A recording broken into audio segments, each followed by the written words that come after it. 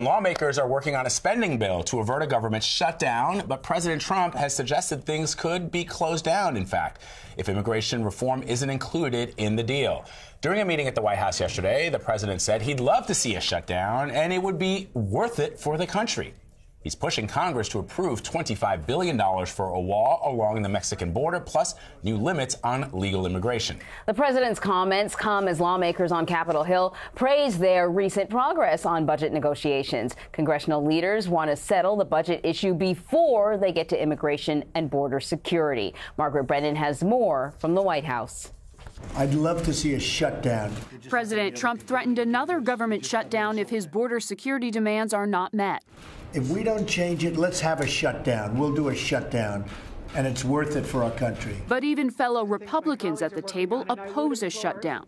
Virginia Congresswoman Barbara Comstock. We don't need a government shutdown on this. We really do. I think both sides have learned that a government shutdown was bad. And you can say what you want. We're not getting support from the Democrats on this legislation. The president's shutdown threat came as both parties on Capitol Hill were actually close to a deal to avert one. I think we're on the way to getting an agreement. But the proposed two-year spending bill would not include any immigration changes. What do we want? Last month's shutdown ended after Democrats were promised a vote by Republicans on protections for Dreamers, the undocumented immigrants who came to the U.S. as children. The current protection expires on March 5th.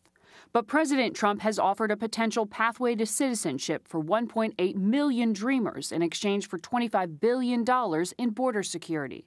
White House Chief of Staff John Kelly questioned why only 690,000 had previously signed up for protection. Some would say we're too afraid to sign up. Others would say we're too lazy to get off their asses, but they didn't sign up. Later on, Kelly was asked to explain the remark. Some of them just should have probably gotten off the couch and signed up. But that doesn't really matter now because President Trump has given them the status. And Margaret Brennan joins us now from the White House. So, Margaret, immigration wasn't even on the table for the spending bill. How does this complicate budget negotiations on the Hill?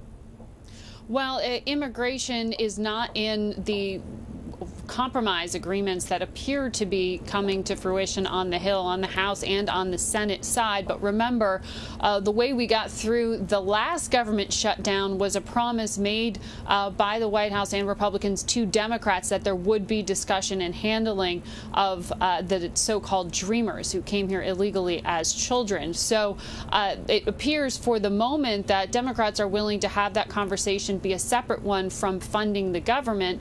But the president is saying, no, actually, I want this to be happening right now. But it's really unclear if the president was simply trying to underscore his broader point of wanting to get this done soon, or whether he really was insisting that it be in the bill that needs to be passed before we see a government shutdown as soon as midnight tomorrow. Because, you know, while the president said that publicly in that meeting, later in the day, White House Press Secretary Sarah Sanders said, we're actually not advocating for a shutdown. So if the president were truly adamant about this, he could veto whatever agreement they come to on Capitol Hill, but it's not clear if he wants to take the political risk in doing so. We've seen the president sort of throw out comments like this before when, you know, at times when many would prefer that he just sort of not wade into difficult conversations. I'm wondering about the reaction from White House aides on that "why don't we have a shutdown" comment. Well, look, the White House aides and communications team have to make a business out of constantly watering down what the president says. It's a very strange position to be in because usually the word of the president takes the lead and it defines the policy. But so often you were told privately, look at what we do, not at what is said. And it appears perhaps based on that conversation that we saw play out before cameras yesterday here at the White House, that Republican legislators and the president may not be in agreement here. However, there are many within this White House who worked really hard last time to get us through the last shutdown and reopen the government. They are not eager to see another government shutdown, and you heard that from Republican lawmakers in the room yesterday, whether it was also after the fact. Senator Lindsey Graham also said no one wants a shutdown here. So there are a number of loud voices pushing back against this, saying that fundamentally it's just not a good thing. So, Margaret, if the proposed spending bill were to be passed today, would it be a good deal for the Trump White House? Well, we saw the House pass or working on a version that we broadly described to you in terms of boosting military spending and setting out 2 years of government funding. The Senate has to go through with their version because it's not likely to match what came out of the House, and then they have to reconcile them. So there's a fair amount of sausage making that still has to happen here.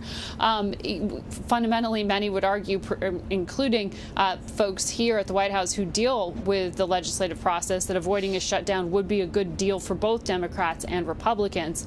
However, it is not clear when the immigration issue itself and the things that the president is so passionate about, like this border security funding, when that would be taken up. Remember, the only other real hard deadline we have right now is the one on March 5th, which is when those legal protections for those in the DACA program, the so-called Dreamers, expire. And you did have the president say, maybe I'll consider extending it to buy more time to get something done on the Hill. But then you had Chief of Staff John Kelly countering that, saying just recently in the past 24 hours when he was on the Hill that the president's unlikely to buy more time.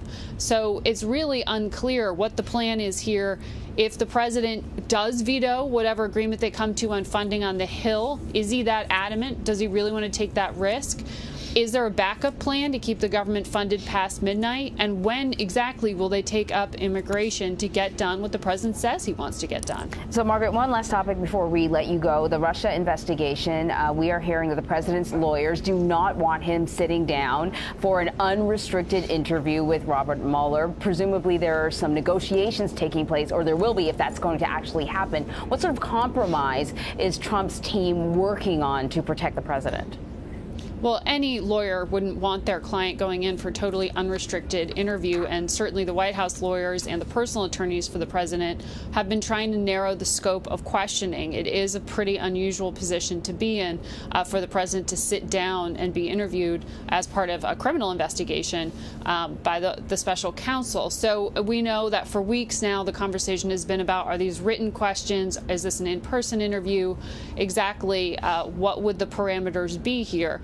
And the lawyers that we have spoken to who advise the president say they haven't come to an agreement just yet. They are still negotiating it.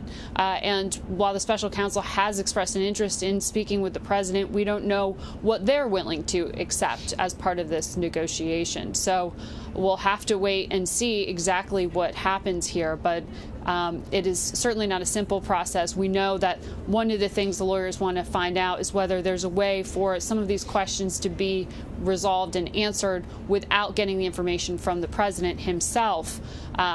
They don't want any client, particularly not the president of the United States, sitting down for what they say could be a fishing expedition. Could the president create legal problems he doesn't already have in the course of an interview? That's one of the concerns. All right, Margaret Brennan, thank you so much. Mm-hmm.